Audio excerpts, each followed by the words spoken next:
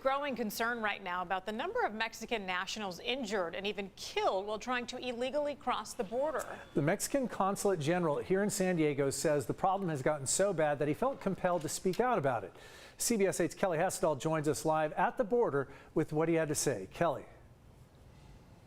Well, that's right. You know, he says it's pretty rare that he gives interviews and certainly rare that he speaks out on topics like this, but he called the situation urgent. He said Mexican nationals need to really understand how dangerous trying to illegally cross is. We think that migrants are being sometimes misled by people who convince them that it is easy and non-dangerous to cross the border between ports of entry. We are privileged in terms of...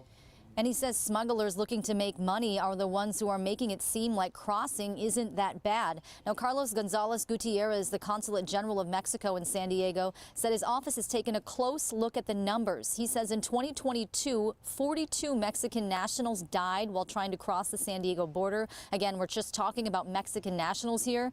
Compare that to 41 in 2021 and just 16 in 2020. Now, according to Gutierrez, the vast majority of people injured in 2022 has been attributed to people falling off the border wall, as much as 80%.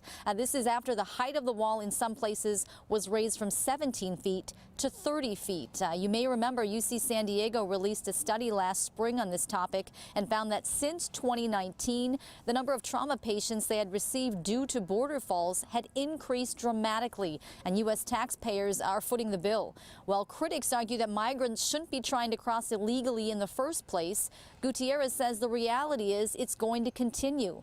I asked, what do you want to happen? Is it that you think the wall should be lowered? And here's what he said. I don't think that as a representative of a foreign government, it is appropriate for me to say that. But I think that anybody who wants to see the evidence could see the high cost that a higher wall has. And he says, keep in mind, it's not just his office that's saying this. San Diego hospitals are saying this as well. He says he believes it's the governments in this entire region on both sides of the border who have a responsibility, he says, to come up with a safe way for legal migration to happen. Hey, Kelly, you mentioned that UC San Diego study about this. You mentioned hospitals are talking. We know these are traumatic injuries, fall injuries from pretty great heights here. What are hospitals here in San Diego saying about this?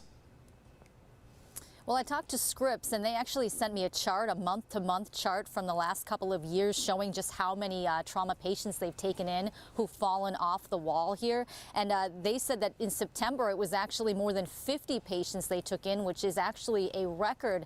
They say as far as, you know, whether or not the problem is getting worse, they'll need more data to be able to say one way or another. But they said at the end of the day, they're still seeing a lot of patients coming in with some very serious injuries. Kelly Hessedal reporting live from the border. Kelly, thanks.